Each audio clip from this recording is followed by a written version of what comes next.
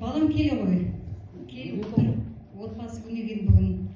Отбасы күн мейрамда отырып, екеуміз әңгімелесіп, келіннен әңгімелесіп, сөйлесіп, шай ішейік. Онда маған ақша беріңіз. Болашақ келініңізге подарка алайын. Менің азғантай жинаған ақшам бар еді. Келетін келіннің... Енді бердігінен кейін беру керек қой маған. Келетін келіннің көңіліне шығатындай сыйлық алып, жинап жүрген кішкене ақшам бар еді, соны берейін.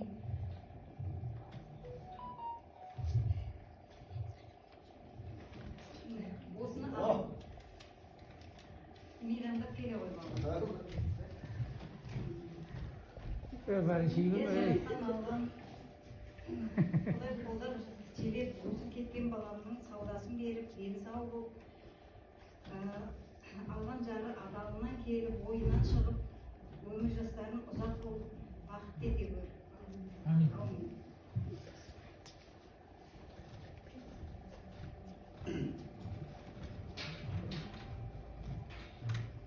Саламатсың ба? Саламатсыз. Үйде жаста айдырде орамалың бар ма екен? Анаңыз қалай дедіңіз ба? Жоқ, анам жоқ. Бұл дүниеден өтіп кеткен анам. Анам болғанда бұдан да жақсы алып берер едім. Анам жоқ.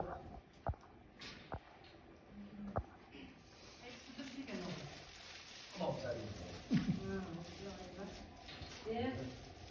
Анаңның барында қадірін біл. Ана қас-қарның сәт-сәтте қасымыздан кетеді екенбіз. Анамыз бардай болып жүруші, қуанып жүре береді екен деп ойлайды екенбіз. Бірақ жоқ, ана көп жүрмейді екен қасында. Ананың қадірін біл, балам.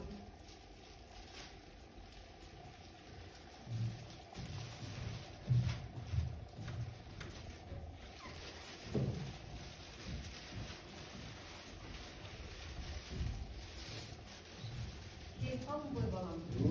Анашым сізге сыйлық алдым. Аналарыңыздың қадірлерін біліңіздер.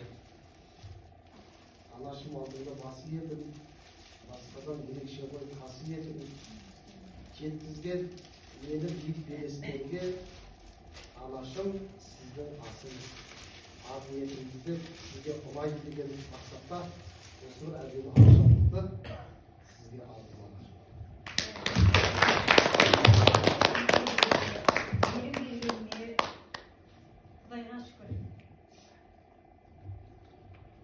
Енді әдемі киім-кешегіңізді киіп, сіз дайындалыңыз.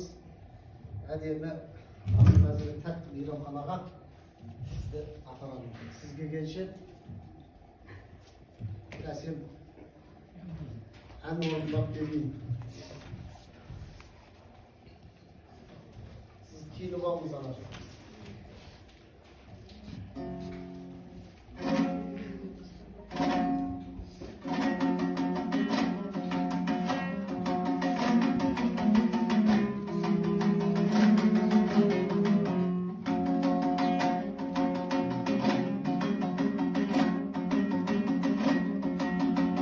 Өз балаңдан артық бала бар ма мәз боларсың шалай қалса шаруғарым теңді дертім кешімді жетпейді ботасын сағынғанда ауладым теңді дертім кешімді жетпеймін жан ботасын сағынғанда ауладым.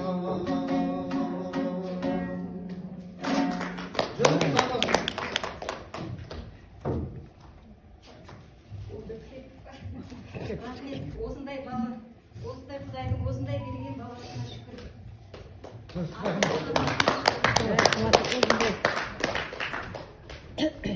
Анамызға жақсы сөздеріңізді аямайық еш уақытта.